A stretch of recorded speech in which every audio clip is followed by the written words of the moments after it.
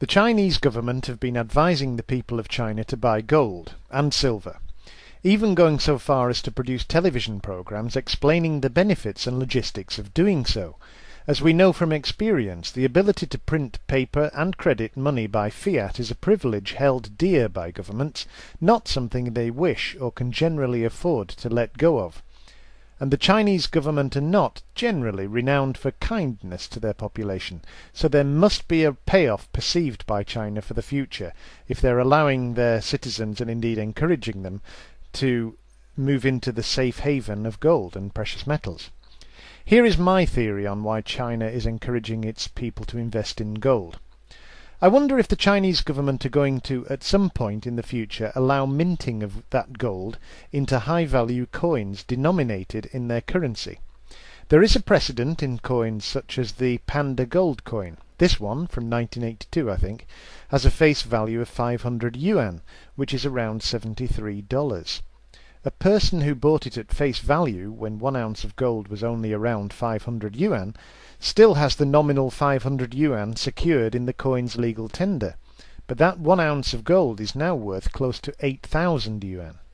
Heads, you hold your nominal value; tails, you make a packet if gold goes up. Anyway, a massive conversion of citizens' gold to legal tender would create a solid precious metals backing for their currency, financed by the savings of the population. It might also give them a real shot at taking the prize of reserve currency status from the dollar, as it would increase the Chinese money supply, the liquidity available to handle demand for reserve currency, without debasing the currency. Because converting investment gold to a legal tender coin does not debase the value of existing currency. The value is simply transferred from the commodity gold into the currency.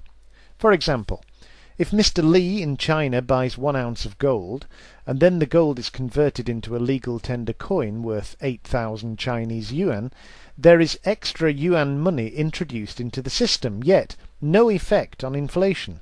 Sounds bizarre, but take a look. Someone owns 8,000 yuan in cash. Someone else owns 1 ounce of gold, the value of which is worth 8,000 yuan. In this scenario, the gold is worth 8,000 yuan, but remains just a commodity. It's not in the actual money supply.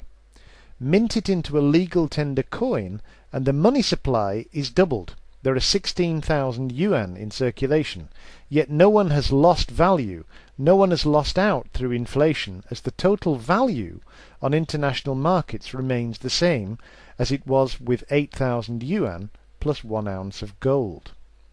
This is how the Chinese might have a crack at creating enough money backed by gold and without debasing the currency to service the needs of the international market for oil and goods traded in dollars.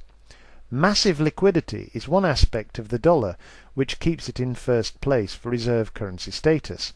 No other currency can supply the required amount of currency while still maintaining some trust. Not yet, anyway.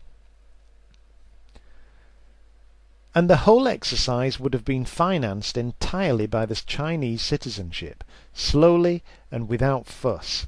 So no need for the government to announce its plan or be forced to pay through the nose for masses of gold to back its plan. In other words, there's no need for the government to say we're going to buy so many thousand tons of gold and watch the gold price do what it would inevitably do. Let's face it. Why else would a government want its people to save in gold? Can anyone give a good explanation or reason other than something like my own? If they can, please let us know. This is just my own little theory. I'd like it to be the starting point of something, not some kind of dogmatic final idea. Finally, a simple question. Would the above idea make the Chinese currency stronger or weaker? I say stronger. I think I'm probably right in saying that. Aha, say my detractors, but the Chinese need the West to buy their goods cheap, and a strong currency hurts Chinese exports. Yes, but what if What if the Chinese have already decided that the US and all are basket cases financially, and that demand from them is not going to return? What if the Chinese are intent on creating domestic strength in buying power to replace the US? In other words, to hell with producing plastic ducks for kids in Connecticut. Maybe they want to stimulate domestic demand, enterprise and buying power. There are billions of potential customers in China if only they had some buying power. Maybe this is the way. I suggest that the theory of China encouraging a massive savings base in gold to later convert into legal tender would work, and it would draw massive cash inflows to the currency from around the crumbling world. This would enrich the country's buying power and the people, allowing them to transition from low-earning producers for the West to consumers able to buy goods on the international and domestic markets with a strong currency. Incidentally, this would also help to create a new market for America to sell into, and others too, at prices which would at least keep the US workforce in bread, if not butter PlayStations or speedboats any longer. And it would stimulate the Chinese domestic market for its own goods. People would be able to afford stuff. It's just a thought. I can't guarantee to be right, but one certainly has to look for an explanation as to why China is a friend of gold and silver and precious metals, whilst the Fed and others seem to have a deep-rooted fear and loathing of the stuff. The flawed, some might say failed, experience of fiat currencies backed by nothing will certainly not have gone unnoticed by the Chinese, and they might just be eyeing the prize of reserve currency status for the future. Thoughts, please. Thank you.